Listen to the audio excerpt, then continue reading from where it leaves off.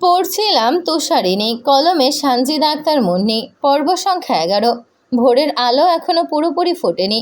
জানালার ভারী পর্দার ফাঁকগুলো শুধু একটা আবছা নীলাভ আভা ঘরের ভিতর উকি দিচ্ছে। ঘরের বিছানার ঠিক মাঝখানে ইথান নুষাকে আষ্টে পিষ্টে নিজের সাথে জড়িয়ে ধরে আছে। নুষা তার বলিষ্ঠ বাহু ধরে প্রায় বন্দী, বেঘরে ঘুমাচ্ছে। গত রাতের কথাগুলো মনে পড়লে নুষার কেমন যেন একটা ক্লান্তি ভর করে। রাতভর আবোল তাবোল অন্তত 100টা কথা বকেছে ইথান। তারপরে একসময় নুষাকে জাপটে ধরে বুকে নিয়ে তলিয়ে গেছে গভীর ঘুমে। ঘুমের ঘোরেই ইথান অস্থির হয়ে ওঠে মাঝে মাঝে।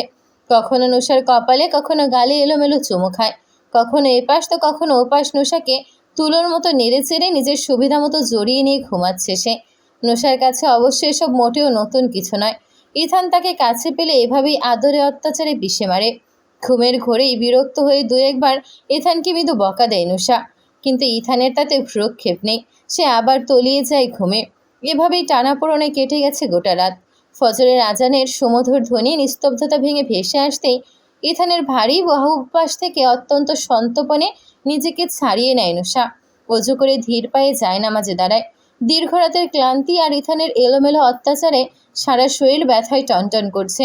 নামাজ শেষে কোরআন তেলাওয়াত করে সে ঘরের একপাশে থাকা সোফায় গিয়ে ক্লান্ত শরীরটা এলিয়ে দেয়। নুষা সোফায় গায়ে এলিয়ে দেওয়ার কিছুক্ষণ পরই ইথানের ঘুম ভেঙে যায়। মাথার ভেতর একটা ভোঁতা যন্ত্রণা, গত রাতের অ্যালকোহলের রেশ এখনো হয়তো কাটেনি। ধড়বড় করে উঠে বসে সে, চারদিকে ঘোলাটে দৃষ্টিতে তাকিয়ে দেখে ফ্লোরে কার্পেটের উপর তার পরনের শার্টটা অযত্নে পড়ে আছে। দৃশ্যটা দেখেই হন্তদন্ত হয়ে চারপাশটা আরও একবার পরখ করে নেয় ইথান। তার কোটটা কোথায়? গত রাতে পার্টিতে গিয়েছিল, কিন্তু এরপরের স্মৃতিগুলো কেমন ধোঁয়াটে লাগছে। মস্তিষ্ক থেকে মনে হচ্ছে কিছু দৃশ্য মুছে গেছে, সব কিছু গুলিয়ে যাচ্ছে। প্যান্টটা অবশ্য পরনেই আছে। পাশে তাকিয়ে দেখে বিছানা ফাঁকা, নুষা নেই। দৃষ্টি ঘুটিয়ে দেখে সে গুটিসুটি মেরে সোফায় শুয়ে আছে। বিছানা ছেড়ে ধীর পায়ে উঠে নুষার পাশে গিয়ে দাঁড়ায় ইথান। ইথান যে সজাগ হয়ে গেছে আর তার দিকে এগিয়ে আসছে সেটা পায়ের শব্দেই আঁচ করতে পেরেছে নুষা। চোখ শক্ত করে বুঝে সে গভীর ঘুমের নিপুণ নাটক শুরু করে। ইথান ধীরে ধীরে নুষার মুখের উপর ঝুঁকে পড়ে। যার পাশটা কেমন ঘোর ঘোর লাগছে তার। নুষার দিকে তাকিয়ে থাকতে আজ কেমন মুগ্ধতা কাজ করছে ইথানের ভেতর। সকালের এই স্নিগ্ধ আলোয় নুষার মায়ামাখা প্রশান্ত চেহারাটা তাকে বড্ড আকর্ষণ করছে। অবচেতনভাবে ইথান হাত বাড়িয়ে নুষার নরম গালে আলতো করে আঙুল ছুঁয়ে দেয়। ইথানের উষ্ণ স্পর্শ পেতেই আর স্নায়ু স্থির রাখতে পারে না নুষা। ধরপড় করে লাফ দিয়ে উঠে বসে। এতক্ষণ ইথান যখন ধীরে ধীরে কাছে আসছিল তখন অনেক কষ্টে নিঃশ্বাস আটকে চোখ দুটো বুজে রেখেছিল সে, কিন্তু এই স্পর্শের পর আর পারল না। নুষা এমন ছিটকে উঠে বসতে দেখে ইথান মুহূর্তেই ঘর থেকে বেরিয়ে আসে। বিরক্তি নিয়ে ভ্রু কুঁচকে ফেলে সে। নুষার ঠিক পাশেই সোফায় আয়েশ করে বসতে বসতে সে নির্লিপ্ত কণ্ঠে বলে, এত লাফালাফির কি আছে? তোমার সব কিছুতেই তো আমি টাচ করি। ইথানের এমন বেহায়া কথা আর নুষার চরম বিরক্তি নিয়ে ওর দিকে এক পলক তাকায়, এরপর দ্রুত অন্যদিকে চোখ ফিরিয়ে নেয়। মনে মনে ক্ষোভ পুষতে থাকে ইথানের মুখে সারাক্ষণ শুধু এই ধরনের অশ্লীল আর সস্তা কথাবার্তা।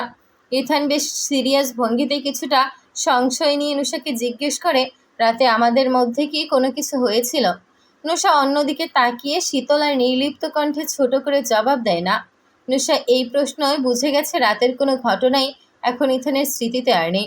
তাই সে ইথানের দিকে স্থির দৃষ্টিতে তাকিয়ে বলে, আপনাকে এজার আর একটি মেয়ে মিলে রুমে নিয়ে এসেছিল। আমি তখন কিচেনে ছিলাম, সেখান থেকে ফিরে দেখি এজার চলে গেছে। কথাটি শুনে ইথান কিছুটা বিচলিত হয়ে ভ্রু কুঁচকে জানতে চায় ওই মেয়েটিকে। এজার তো চলে গিয়েছিল, কিন্তু সে কি যায়নি? নুষা এবার অবলীলায় মিথ্যার আশ্রয় নিয়ে বলে, আমি কি করে জানবো সে কে? আপনার কোনো গার্লফ্রেন্ড হবে হয়তো, সে তখন যায়নি। কি বলছো এসব? আমার কোনো গার্লফ্রেন্ড নেই। এ বলে ইথান নিজের দিকে তাকিয়ে বলে, আমার প্যান্ট ঠিক আছে, কিন্তু শার্ট খোলা কেন? তুমি খুলেছিলে। নুষা অন্যদিকে দৃষ্টি ঘুরিয়ে নির্লিপ্ত কণ্ঠে বলে, আমি খুলিনি, সেই মেয়েটিই খুলেছে। আপনারা তো ইন্টিমেট হয়েছিলেন, আমি তখন ওই সোফায় বসেছিলাম। এই কথা শুনে ইথান শব্দ করে হেসে ওঠে এবার। হাসতে হাসতে সোফার হাতলে মাথা এলিয়ে দিয়ে ছো মেরে নুষার কোমর পেঁচিয়ে ধরে। এক ঝটকায় তাকে নিজের বুকের উপর আশ্রয় ফেলে বলে, মিথ্যা কেন বলছো সুইটহার্ট? তোমার শরীর ছাড়া অন্য কারো শরীরের প্রতি আমার বিন্দুমাত্র ইন্টারেস্ট নেই। এবার সাফ সাফ সত্যিটা বলো, কাল রাতে ঠিক কী হয়েছিল? নুষা মুখ তুলে ইথানের চোখের দিকে তাকায়, কিছুক্ষণ স্থির দৃষ্টিতে চেয়ে থেকে বলতে শুরু করে, কাল এজার আপনাকে একটা মেয়ের সাথে রুমে রেখে চলে গিয়েছিলেন। আমি বুঝতে পারিনি তিনি এমন কেন করলেন। আমি রুমে আসায় সেই মেয়েটিও চলে যায়। পরে আপনি নিজেই নিজের শার্ট খুলে আমার সাথে বেরিয়ে যেতে চান। আমি আপনাকে পানি দিয়ে মুখ মুছিয়ে কোনো মতে বুঝিয়ে ঘুম পাড়িয়ে দিই। ব্যাস, এতটুকুই হয়েছিল। সবটা শুনে ইথান তপ্ত শ্বাস ছেড়ে নুশার চুলে আলতো করে বিলি কাটতে কাটতে জিজ্ঞেস করে, তুমি কি সোফাতেই ঘুমিয়েছিলে? না, আপনার বুকেই ছিলাম। সকালে উঠে নামাজ পড়ে এসে তারপর সোফায় শুয়েছি। কথাটি শুনে ইথান চোখ বুজে একটি দীর্ঘশ্বাস ছাড়ে। তারপর নুশার দিকে অদ্ভুত এক দৃষ্টিতে তাকিয়ে বলে, চলো, আমার ইচ্ছে করছে। নুশা রীতিমতো ভড়কে গিয়ে বলে, কি ইচ্ছে করছে? রাতে যা করিনি তা করতে। এখন তো সবে 5টা বাজে। তুমি 8টায় রেস্টুরেন্টে যাবে, আর আমিও 9টায় বের হব। হাতে অনেক সময়। নুশা দ্রুত ইথানের বুক থেকে সরে যাওয়ার চেষ্টা করতে করতে বলে, না, এখন না, রাত ফুরিয়ে গেছে। কন্ট্রাক্টে কি লেখা ছিল মনে নেই আপনার? ইথান শক্ত করে নুশার হাত টেনে ধরে। এক ঝটকায় তাকে কোলে তুলে নিয়ে দাঁড়াতে দাঁড়াতে বলে, এত কথা বলো না তো। গতকাল রাতেও কিছু করিনি। এত কথা আমার একদম পছন্দ না। নুশা ইথানের বাহুডোর থেকে ছুটে যাওয়ার আপ্রাণ চেষ্টা করতে করতে বলে, ছাড়ুন বলছি, কলিজা খেয়ে নিন একেবারে। হাড্ডি পর্যন্ত যন্ত্রণা করে আমার। আপনার সময় শেষ। ইথান এলোমেলো বিছানায় নুশাকে ধপাস করে ছুঁড়ে ফেলে। রাগে ফুঁসতে ফুঁসতে বলে, হোয়াট দ্য ফাক? যন্ত্রণা দেব তাহলে এখন? এসব যন্ত্রণা যখন নিতেই পারবে না, তখন বিয়ে বসেছিলে কেন? কথা বলে ইথান নুশার উপর ঝুঁকে পড়ে। ওর 2 হাতের কবজি নিজের 1 হাতের মুঠোয় নিয়ে বিছানার শক্ত করে চেপে ধরে। নুশার চোখে তখন পানি টলমল করছে। ইথান কাছে এলেই তাকে বড্ড কষ্ট দেয়। ইথানের ছোঁয়ায় এক বিন্দুও ভালোবাসা নেই। নুশা ভেজা চোখে ইথানের দিকে তাকিয়ে বলে, আপনি আমার শরীর ভোগ করতে চাইছেন করুন, কিন্তু মনে রাখবেন, আপনার দেওয়া কষ্টগুলো একদিন ঠিকই আপনার কাছে ফিরে আসবে। আমি আপনাকে কোনোদিন ক্ষমা করব না। তোমার ক্ষমা দিয়ে আমি কার বাল ফালাবো? এই বলে ইথান ধীরে ধীরে নুশার শরীর থেকে কাপড় সরিয়ে নিতে থাকে। নুশা একদম চুপ হয়ে যায়, আর কোনো প্রতিবাদ করে না। ইথান ক্রূর ভঙ্গিতে মুচকি হেসে নুশার গলায় ঠোঁট ছোঁয়। গভীরভাবে শ্বাস টেনে ওর গায়ের ঘ্রাণ নিয়ে ফিসফিস করে ওঠে, তুমি অন্যরকম তুষারিণী। তুষারিণী শব্দটি শুনে নুশা ভ্রু কুঁচকে ফেলে। যন্ত্রণার মাঝেই জিজ্ঞেস করে, তুষারিণী আবার কি? তুমি বুঝবে না সুইট হার্ট। মুখ বন্ধ রাখো, আমাকে ডিস্টার্ব করো না। আমার হাতটা ছাড়ুন, আমি আপনাকে বাধা দেব না। না, ছাড়বো না। তুমি ডিস্টার্ব করবে। নুশার এবার প্রচণ্ড রাগ হয়। ও চিৎকার করে বলে, মেরে ফেলুন আমায়, একেবারে মেরে দিন। হাতের হাড্ডিগুলো তো ভেঙেই ফেলবেন, একটু আস্তে ধরুন না। ইথান নুশার গলায় দাঁত বসিয়ে দিতে দিতে বলে, চিৎকার করো না, কষ্ট আরও বেশি হবে সুইট হার্ট। নুশা যন্ত্রণায় নানা রকম প্রলাপ বকতে থাকে, কিন্তু ইথান তাকে ছাড় দেয় না। এভাবেই ইথানের পাশবিক উন্মাদনায় পার হয়ে যায় দীর্ঘ 3টি ঘন্টা। দৃশ্যপট বদলায়। নুশা এখন ওয়াশরুমে শাওয়ার নিচ্ছে, তার সাথে ইথানও আসছে। নুশা আয়নায় নিজের বেহাল শরীরের দিকে তাকিয়ে শিউরে ওঠে। ফর্সা ত্বকের উপর অহরহ লালচে দাগ। এগুলো ওর কথা বলার শাস্তি। অতিরিক্ত কথা বলার অপরাধে ইথান লাভ বাইট দিয়ে তার সারা শরীর ভরিয়ে দিয়েছে। নুশা মনে মনে দাগগুলো গোনে, 334টা দাগ। ঘাড় আর গর্দানের অবস্থা তো দেখার মতো। ইথান নুশার ঠিক পেছনে এসে দাঁড়ায়। নুশা আয়নার প্রতিফলনে ওর দিকে বিষাক্ত দৃষ্টিতে তাকিয়ে বলে ওঠে, পশু আপনি, একটা আস্ত পশু। পশুর মতো কামড়েছেন আমায়। ইথান নুশার 2 কাঁধে হাত রেখে কিছু একটা বলতে যায়, কিন্তু নুশা শোনার অপেক্ষায় থাকে না। সে শাওয়ারের নিচে চলে যেতে নেয়। এতে ইথান পেছন থেকে হাত বাড়িয়ে নুশার ঘাড় চেপে ধরে। এক ঝটকায় তাকে নিজের মুখের কাছে টেনে এনে কোনো কথা না বলেই ওর ঠোঁট দখল করে নেয়। নুশা নিজেকে ছাড়ানোর জন্য ইথানের উন্মুক্ত বুকে অনবরত কিলঘুষি মারতে থাকে, কিন্তু ইথানের বজ্র আটনি খোলে না। প্রায় 5 মিনিট পর ইথান ওকে ছেড়ে দিয়ে হাঁপাতে হাঁপাতে বলে, আগেরগুলো ছিল তোমার অতিরিক্ত কান্না করা আর কথা বলার শাস্তি, আর এটা হলো এখন আমায় পশু বলার শাস্তি। নুশা ইথানের ভায়োলেট রঙের চোখের দিকে চরম ঘেন্না নিয়ে তাকায়। ওর বুকে সজোরে ধাক্কা দিয়ে বলে, আপনি এখন সরুন আমার সামনে থেকে। আপনার মতো মানুষ শুধু অন্যকে কষ্ট দিতেই জানে। ইথান নুশার উন্মুক্ত কোমরে নিজের 2 হাত শক্ত করে চেপে ধরে বিকারগ্রস্তের মতো হাসতে হাসতে বলে, অবশ্যই আমি কষ্ট দিতে পছন্দ করি। কেউ কষ্ট পেয়ে শর্টফট করলে আমার আনন্দ হয়। আমি স্যাটিসফাইড হই সুইটহার্ট। এই বলে নুশার কানের কাছে মুখ নিয়ে ফিনফিস করে বলে, I M A psychopath darling. অন্যের কষ্টই আমার চোখের আনন্দ। কথাগুলো শুনে নুশার শরীরের রক্ত যেন হিম হয়ে আসে। কি বলছে এই লোক? আসলে ইথান একটা সাইকো, একটা অমানুষ।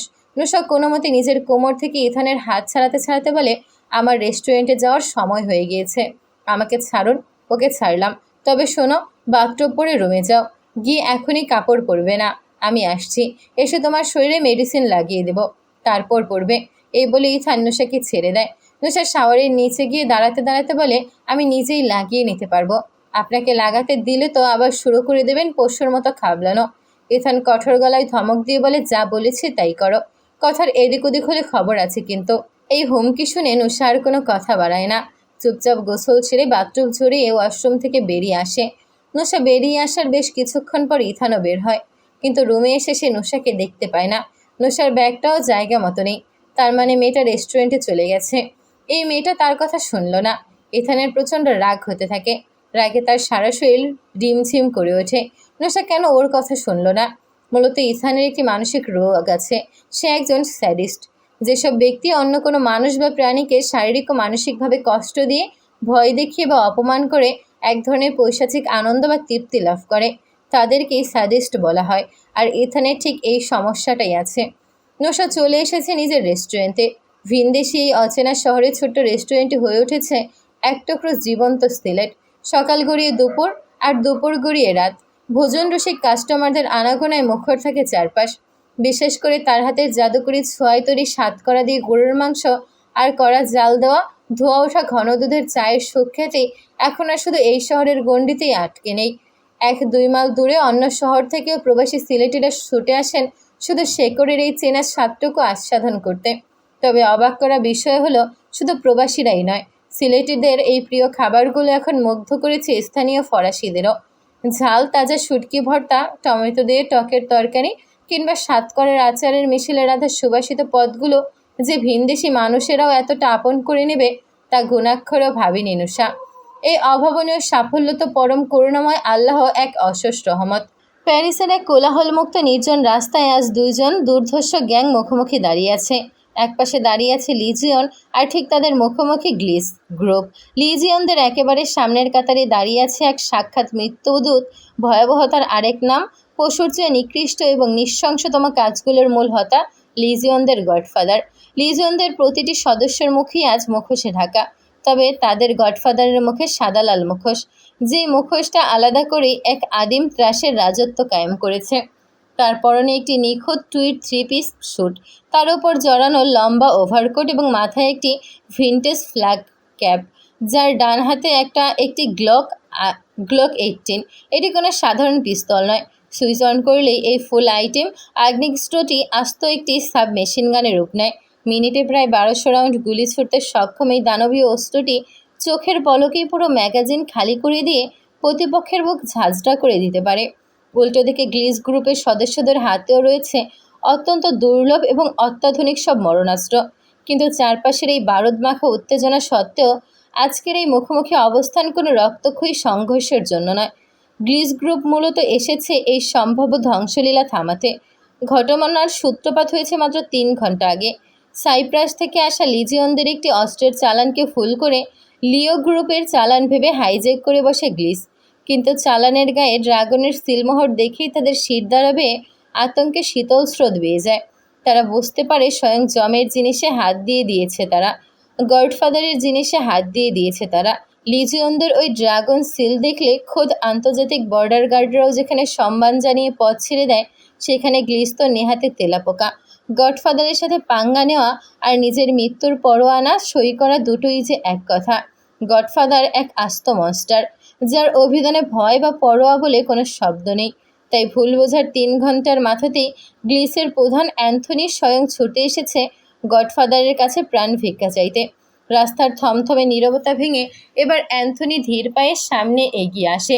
ওভারকোট আর সাদা লাল মুখোশ পরিহিত ভয়ঙ্কর গডফাদারের ঠিক সামনে এসে সে বিনা দ্বিধায় হাঁটু গেড়ে বসে পড়ে মাটিতে। মাথা নিচু করে চরম অনুশোচনা আর ভয়ের সুরে বলে ওঠে, সরি স্যার, আমার গ্যাং ভুল করে আপনার অস্ত্রের চালান তুলে নিয়ে এসেছিল। আমি আপনার সেই পুরো চালান তো ফিরিয়ে এনেছি, সাথে ক্ষতিপূরণ হিসেবে বেশ কিছু অত্যাধুনিক মেশিনগানও নিয়ে এসেছি আপনাকে উপহার দিতে। দয়া করে একবারের মতো আমাদের ক্ষমা করে দিন। গডফাদার কিছুক্ষণ একেবারে চুপ করে থাকে। চারপাশের থমথমে নীরবতা ভেঙে সে তার বাঁ হাতের কনিষ্ঠ আঙুলটা হালকা তুলে পেছনের দিকে ইশারা করে। পর মুহূর্তের চোখের পলক ফেলার আগেই সে হাতের অস্ত্রটা তাক করে মাথা নিচু করে থাকা অ্যান্থনির ঠিক মাথার মাঝ বরাবর মগজ লক্ষ্য করে বুলেট ছুড়ে দেয়।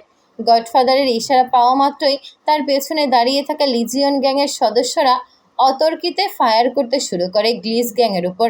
গ্লিসটা কিছু বুঝে ওঠার আগেই মাত্র 1 মিনিটের মধ্যে পুরো এলাকা মৃত্যুপুরীতে পরিণত হয়। সবাই ওপারে পাড়ি জমায়। অ্যান্থনির নিথর দেহটা ধপ করে লুটিয়ে পড়ে পিছঢালা রাস্তায়। গডফাদার ধীর পায়ে সেই মৃতদেহের সামনে গিয়ে হাঁটু গেড়ে বসে। নিজের মুখের মাস্কটা খুলে ফেলতেই তার ঠোঁটের কোণে ফুটে ওঠে এক পৈশাচিক তৃপ্তির হাসি, সাথে তার ভায়োলেট রঙের চোখে খেলে যায় পৈশাচিক আনন্দ। অ্যান্থনির শরীর থেকে চুইয়ে পড়া এক ফোঁটা তাজা রক্ত নিজের আঙুলের ডগায় তুলে নেয় সে। একদৃষ্টে সেই রক্তের দিকে তাকিয়ে ফিসফিস করে বলে, ক্ষমা? ওটা আবার কি? ওটা বলে কিছু হয় নাকি? আমি গডফাদার। আমি আপোষ বলতে শুধু মৃত্যুকে চিনি, শুধু মৃত্যুকে। কথাগুলো বলেই সে অট্টহাসিতে ফেটে পড়ে। পকেট থেকে একটা ধারালো ছুরি বের করতে করতে লিজিয়নদের দিকে তাকিয়ে নির্দেশ দেয়, যাও, উৎসব করো। গডফাদারদের এই কথাটা হয়তো কোনো আদিম পৈশাচিক মন্ত্র। নির্দেশ শোনা মাত্রই লিজিয়নরা ক্ষুধার্ত নেকড়ের পালের মতো ঝাঁপিয়ে পড়ে নিথর লাশগুলোর উপর। শুরু হয় এক অমানসিক সেলিব্রেশন। গডফাদার নিজেও মেতে ওঠে এই বিভীষিকায়। এক হ্যাচকা টানে সে অ্যান্থনির পরনের শার্টটা ফালা করে ছিঁড়ে ফেলে। হাতের ধারালো ছুরিটা বিনা দ্বিধায় গেঁথে দেয় তার কণ্ঠনালীতে। এরপর এক বুনো আক্রমণে একটানে চিরে নামিয়ে আনে একেবারে নাভি পর্যন্ত। চামড়া আর পেশি কাটার খচখচ শব্দের সাথেই ফিনকি দিয়ে ছিটে আসে কালচে লাল রক্ত। ক্ষতের মুখ থেকে বুদবুদ করে বেরিয়ে আসে রক্ত মাখা ফেনা। গডফাদারের চোখে মুখে কোনো বিকার নেই, বরং এক উন্মাদ তৃপ্তি।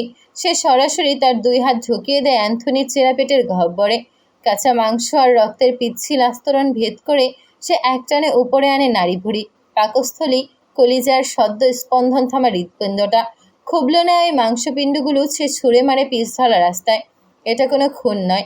আন্ডারওয়ার্ল্ডের বাকি গ্যাংগুলোর জন্য এটা ক্লিয়ার মেসেজ, লিজিয়নদের পথে দাঁড়ালে ঠিক এই পরিণতি বরণ করতে হবে। তাণ্ডব শেষে এখন রাস্তাটার চেনার উপায় নেই। পিচের কালো রং পুরোপুরি ঢেকে গেছে জমাট বাঁধা রক্তে। যত্রতত্র ছড়িয়ে ছিটিয়ে আছে মানুষের উপরে নেওয়া মৃত চোখ, ছিঁড়ে ফেলা রক, কালচে ফুসফুস আর থেতলানো কলিজার দলা। আস্ত একটা রাস্তাকে এক নিমেষে শহরের সবচেয়ে ভয়ঙ্কর কসাইখানায় রূপান্তর করে দিয়েছে তারা লিজিয়ন। তাদের সাথে সব নিকৃষ্টতাই মানায়। নুসা নিজেদের ঘরের বেলকনিতে চুপচাপ দাঁড়িয়ে আছে। ঘরের ভেতর ইথান নিজের কাজে মগ্ন। নুসা এই একটু আগেই রেস্টুরেন্ট থেকে বাড়ি ফিরেছে। তাদের দুজনের মধ্যে কোনো কথাবার্তা হচ্ছে না। চারপাশটা তাই বেশ শান্ত। নুসা খুব ভালো করেই জানে নিজের দরকার না পড়লে ইথান গায়ে পড়ে তার সাথে কথা বলার পাত্র নয়। তাই সময় পেলেই নুসা এই বেলকনিতে এসে নিজের মতো সময় কাটায়। নুসার স্থির দৃষ্টি সামনের শূন্যতায় নিবদ্ধ। ঠিক তখন ইথান হাতে একটি কালো গোলাপ নিয়ে এসে দাঁড়ায়, একদম নুসার গা ঘেঁষে। আলতো করে ছুঁয়ে দেয় নুসার থুতনি। এমন অপ্রত্যাশিত স্পর্শে নুসা হঠাৎ ভড়কে গিয়ে খানিকটা পিছিয়ে যায়। কিছুটা অপ্রস্তুত হয়েই বলে ওঠে, কি সমস্যা? ইথান কালো গোলাপটি নুসার দিকে বাড়িয়ে দেয়। শান্ত কণ্ঠে বলে, নাও, এটা তোমার জন্য। নুসা ভ্রু কুঁচকে গোলাপটা হাতে নেয়। জিজ্ঞাসু দৃষ্টিতে তাকিয়ে বলে, হঠাৎ আমার জন্য কেন? ইথান খুব নরম চোখে নুসার দিকে তাকিয়ে মৃদু হেসে বলে, এমনিই দিলাম। মেয়েরা তো গোলাপ পছন্দ করে, তাই না? কথাটা শুনে নুসা মনে মনে ভাবে, বাহ, আমার পছন্দের কথাও দেখি চিন্তা করছে এই অমানুষটা। তবে মনের ভাব লুকিয়ে মুখে হালকা বিরক্তি ফুটিয়ে সে বলে, এই গোলাপ দিয়ে আমি কি করব? ইথান ঠোঁটের কোণে হাসি টিকিয়ে রেখে বলে, কেন, কি করবে তাও জানো না? তুমি কি এর আগে কখনো তোমার বয়ফ্রেন্ডের কাছ থেকে ফুল পাওনি? বয়ফ্রেন্ড শব্দটা শুনে নুসার গলায় স্পষ্ট বিরক্তি ফুটে ওঠে। কিছুটা ঝাঁঝালো স্বরেই বলে, আমার এসব বয়ফ্রেন্ড কেউ ছিল না। আমি দুশ্চরিত্রা নই যে বিয়ের আগে এসব সম্পর্কে জড়াবো। নুসার এই সোজাসাপটা জবাব শুনে ইথান নিজের অজান্তেই বুকের ভেতর স্বস্তি অনুভব করে। তবুও গলার স্বরে হালকা কৌতূহল বজায় রেখে ও জিজ্ঞেস করে, কেন, তোমাকে কি কোনো ছেলে পছন্দ করতো না? নুসা একটা দীর্ঘশ্বাস ছেড়ে খানিকটা উদাস গলায় বলে, কে আর পছন্দ করবে? কেউ দেখলে তো করবে। আমার পুরো পড়াশোনাই তো মহিলা মাদ্রাসায়, তারপর মহিলা কলেজে। কথাগুলো শুনে ইথানের কানে সমীকরণটা একদম পরিষ্কার হয়ে যায়। নুসার অতীত আয়নার মতোই স্বচ্ছ। আর ওর জীবনে পুরুষ বলতে প্রথম ইথান নিজেই। সবটা খুব ভালোভাবে বুঝতে পারলেও ইথান অন্যরকম এক তৃপ্তি নিয়ে আবারও জিজ্ঞেস করে, তার মানে তোমার জীবনে কখনো কোনো প্রেমিক ছিল না? নুসা সোজা সাপটা উত্তর দেয়, না। বাহ, এটা তো আমার জন্য দারুণ খুশির খবর। তাহলে চলো, এই আনন্দে আজ আমরা একটু ইন্টিমেট হই। কথাটি শুনে নুসা আক্ষরিক অর্থে আকাশ থেকে পড়ে। এই লোক বলছেটা কি? কথায় কথায় শুধু এই একই চিন্তা। নুসা চরম বিরক্তি আর ক্ষোভ নিয়ে ইথানের দিকে তাকায়। এই এক কাজ ছাড়া কি আপনার আর কোনো কাজ নেই? এসব জোরাজুরি করে যে আপনি আদতে একজন কাপুরুষ শুধু সেটারই পরিচয় দিচ্ছেন।